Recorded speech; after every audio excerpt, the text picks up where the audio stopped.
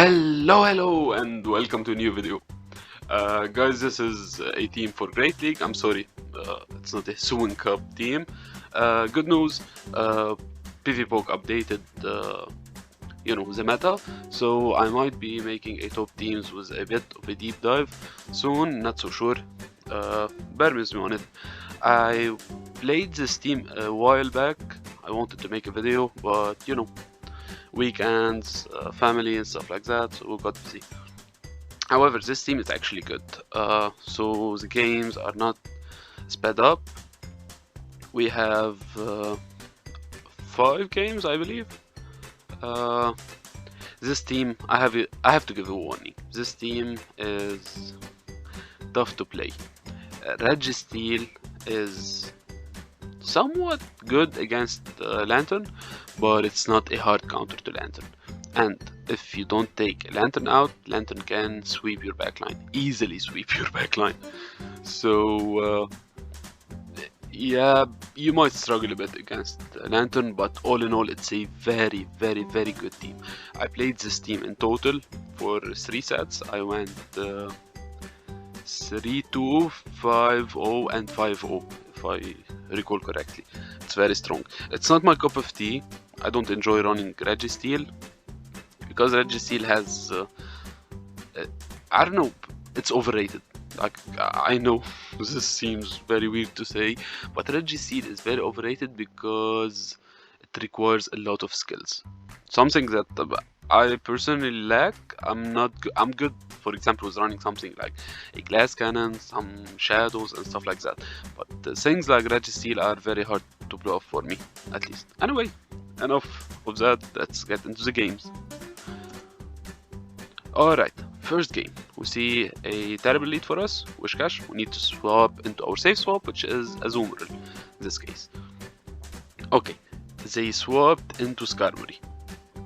Skarmory on paper beats Azu, but basically because everything that has Brave Bird is a sim hero to some extent.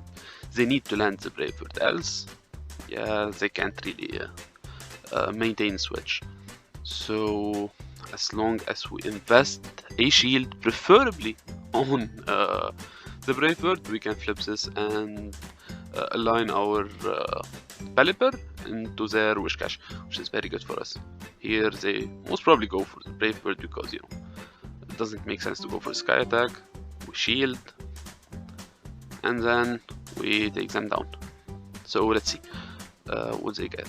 Yeah, they come back with Whiscash. Here my opponent throws on bad timing, which allows me to get an entire bubble, something that is good for me. We throw 1. When you have this return fast move, you throw 1 or 3 preferably, in order to give them as little energy as possible. Here they have to throw to take us out. Afterwards we will come back with Pelipper and align their backline to our Registeel. Let's see. They attempt to catch. Okay, they bring Charjabug. Alright, let's pause here. This is important. You might be asking and wondering right now, if they had a Charjabug, why didn't they bring Charjabug into our Azumarill and align? Well, my opponent isn't actually a noob and didn't do a noob mistake by any means. Quite the opposite, actually. They made a team read. They anticipated, because this team kind of exists: Registeel, Azumarill and Lantern. In this case, alignment doesn't really matter, because their only weakness is having Skarmory versus what they anticipated to be a Lantern in the back for me. So as long as they get Skarmory out of the way, it doesn't matter. Either Whiscash against my Registeel deals super effective with the moves, or a Charjabug versus my Registeel.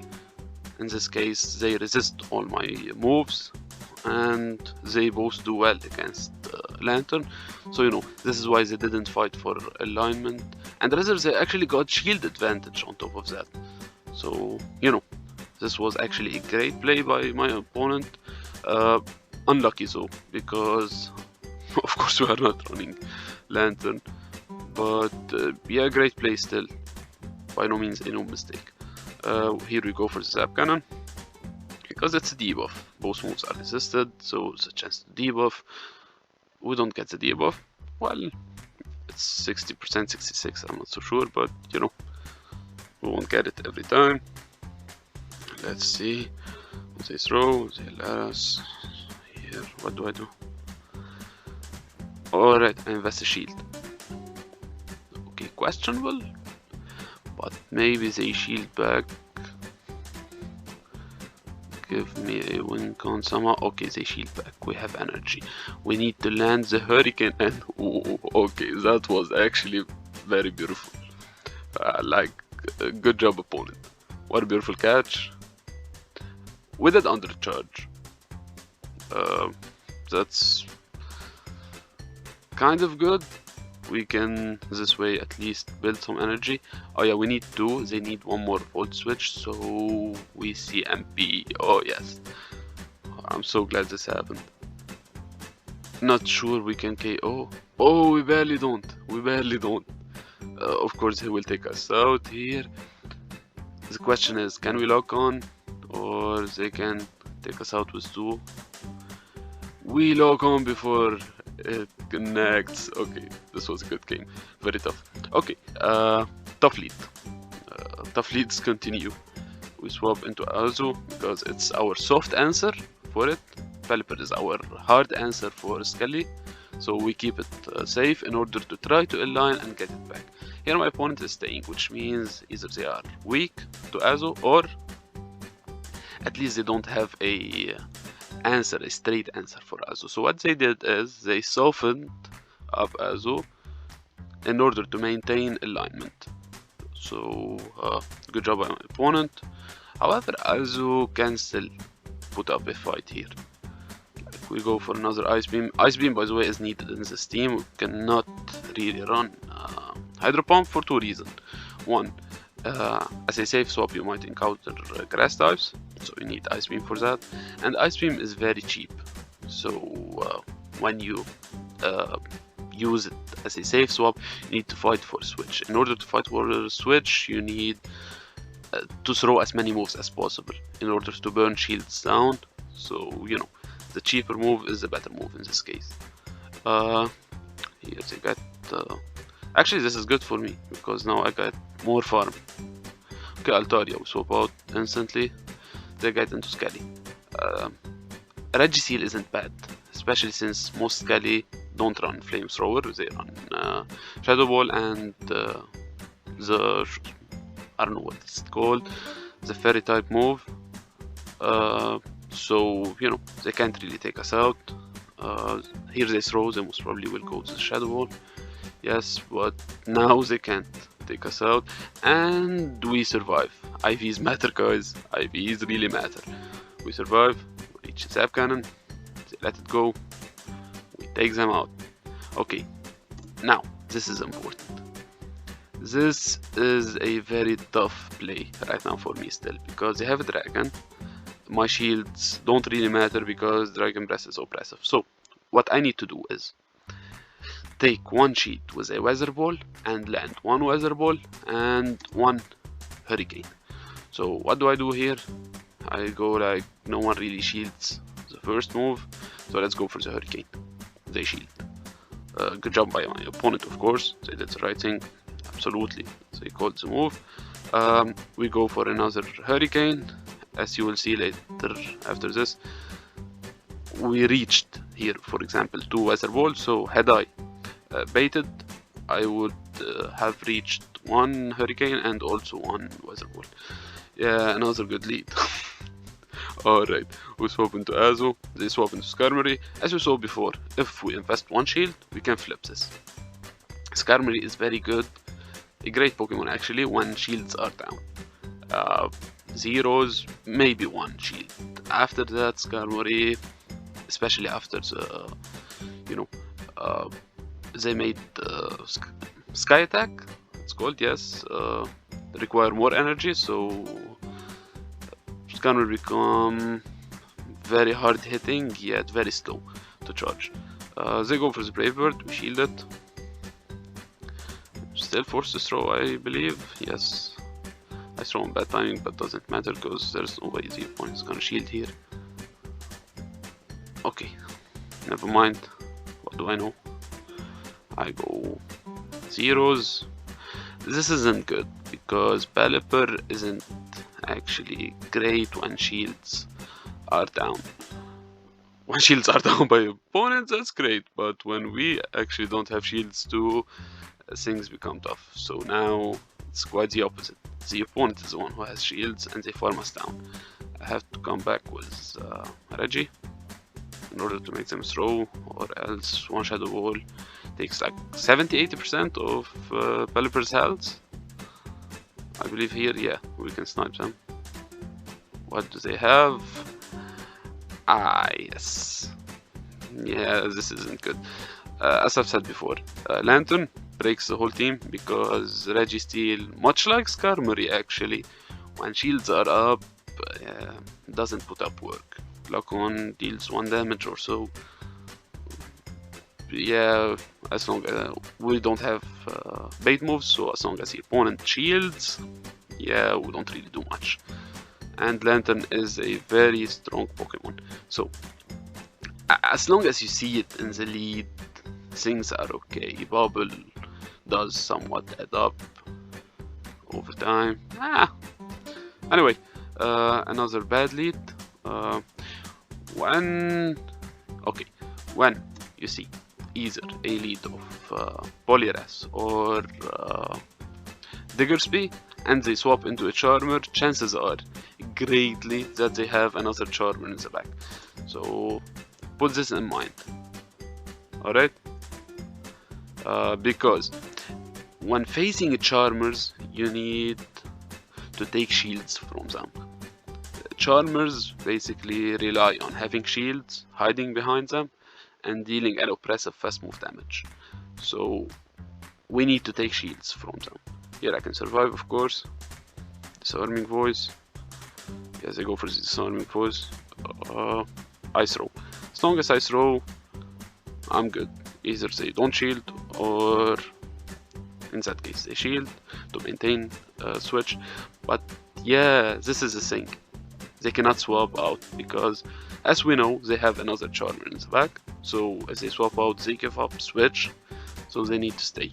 And them staying in means I can farm them down with Lock On, which deals absolutely no damage basically, but charges energy like crazy. Charges energy is the most charging energy fast move in the game. Now we have a Zap Cannon loaded, and they can't really shield this. They shield this, so they have no shields. We get the debuffs, they swap out, and yes, they know it's a good game by now. I believe this is the last game, not sure. I believe this is the 5th, but also a lost lead. Yeah, we are so lucky today. Let's see. We managed to throw. This is good.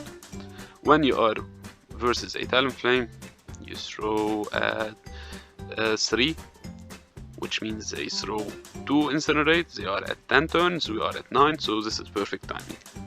They go for the Brave Bird. Okay. They need alignment. In order to maintain alignment, they need to make sure they win the switch. Talonflame versus Registeel doesn't really matter how much health they have, as long as I cannot farm them down with fast move. Okay, this is important because one Zap Cannon will KO if they are in 90% range or in 30-40% range. So as long as I cannot lock them down, lock on down, they are good. So they give up a bit of health in order to ensure they maintain switch, but they did lose a shield in the process.